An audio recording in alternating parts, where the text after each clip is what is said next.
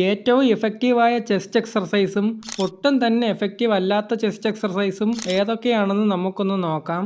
അപ്പോൾ ആവശ്യമില്ലാത്ത എക്സർസൈസ് ഒന്നും ചെയ്ത് സമയം കളയണ്ട. ഈ വീഡിയോയിൽ 12 ചെസ്റ്റ് എക്സർസൈസുകളാണ് ഞാൻ റാങ്ക് ചെയ്യാൻ പോകുന്നത്. എസ് ലെവലിലുള്ളത് ഏറ്റവും എഫക്റ്റീവ് ആയിട്ടുള്ളതും എഫ് ലെവലിലുള്ളത് ഒട്ടും എഫക്റ്റീവ് അല്ലാത്തതും ആയിരിക്കും. അപ്പോൾ നമുക്ക് വീഡിയോയിലേക്ക് പോകാം.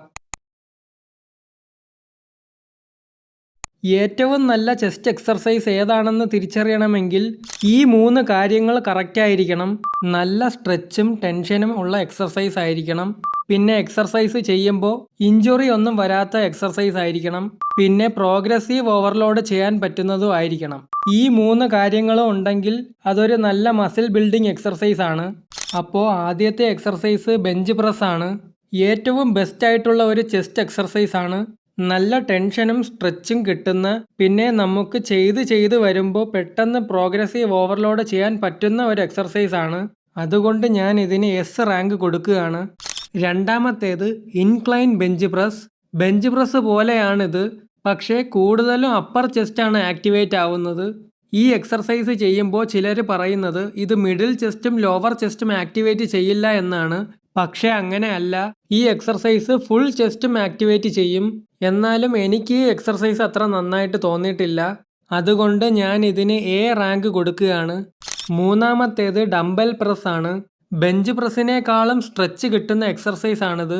പക്ഷേ ചെറിയൊരു പ്രശ്നം എന്താണെന്ന് വെച്ചാൽ നമുക്ക് ബാലൻസ് അത്ര കിട്ടില്ല. പ്രോഗ്രസീവ് ഓവർലോഡ് ചെയ്യുമ്പോൾ കൈ അങ്ങോട്ടും ഇങ്ങോട്ടും ഒക്കെ പോവും. പക്ഷേ എങ്കിലും നല്ലൊരു ചെസ്റ്റ് ബിൽഡറാണ്. അതുകൊണ്ട് ഇതിനും ഞാനൊരു എ റാങ്ക് കൊടുക്കുകയാണ്.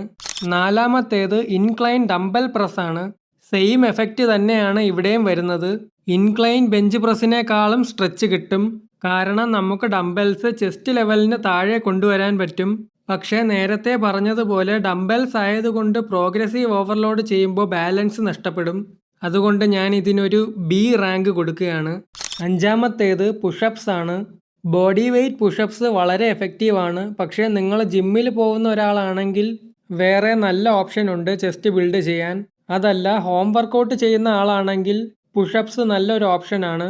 കാരണം നിങ്ങൾക്ക് എവിടെ വെച്ച് വേണേലും പുഷപ്സ് ചെയ്യാം. എൻ്റെ അഭിപ്രായത്തിൽ ആവറേജ് ആണ്. അതുകൊണ്ട് ഇതിനൊരു സി റാങ്ക് കൊടുക്കാം. ആറാമത്തേത് ഡെഫിസിറ്റ് പുഷപ്സ് ആണ്.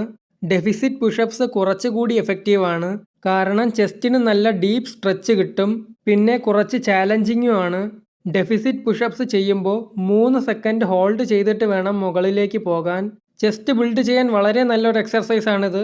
അതുകൊണ്ട് ഇതിന് ഞാനൊരു എ കൊടുക്കുകയാണ്. ഏഴാമത്തേത് ഡംബൽ ഫ്ലൈസ് ആണ്.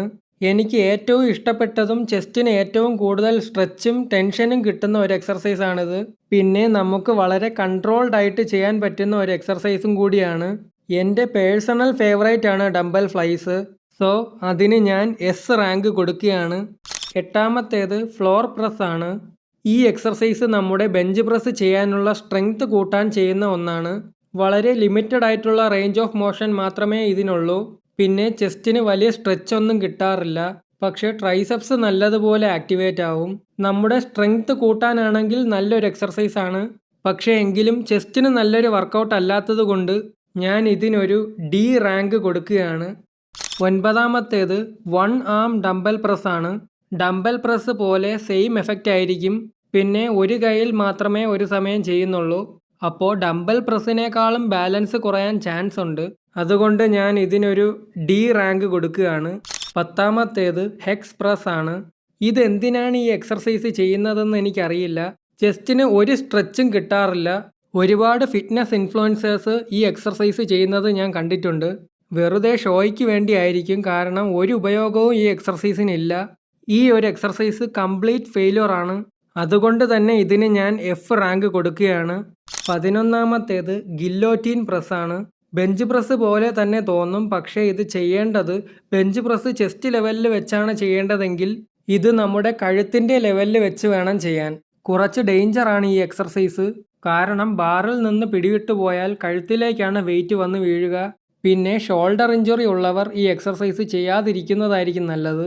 എൻ്റെ അഭിപ്രായത്തിൽ ചെസ്റ്റിന് നല്ല സ്ട്രെച്ച് കിട്ടുന്ന എക്സർസൈസ് ആണ്. കുറച്ച് അപകടം പിടിച്ച എക്സർസൈസ് ആയതുകൊണ്ട് സി റാങ്ക് കൊടുക്കാം. അവസാനത്തേത് ഡംബൽ ഗില്ലോറ്റീൻ പ്രസ് ആണ്. ഇത് ഗില്ലോറ്റിൻ പ്രസ്സിൻ്റെ ഡംബൽ വെർഷനാണ്.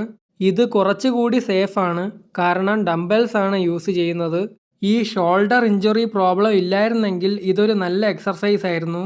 പക്ഷേ ഷോൾഡർ ഇഞ്ചുറി വരാനുള്ള ചാൻസ് വളരെ കൂടുതലാണ്.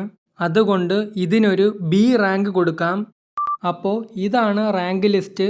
ഇതിൽ ടോപ്പിലുള്ളതാണ് ഏറ്റവും എഫക്റ്റീവ് ആയിട്ടുള്ള എക്സർസൈസ്, താഴെ ഉള്ളതാണ് ഒട്ടും എഫക്റ്റീവ് അല്ലാത്ത എക്സർസൈസ്. അപ്പോൾ ഇത്രയേ ഉള്ളൂ. ഇതുപോലത്തെ കൂടുതൽ വീഡിയോസിന് വേണ്ടി സബ്സ്ക്രൈബ് ചെയ്യുക.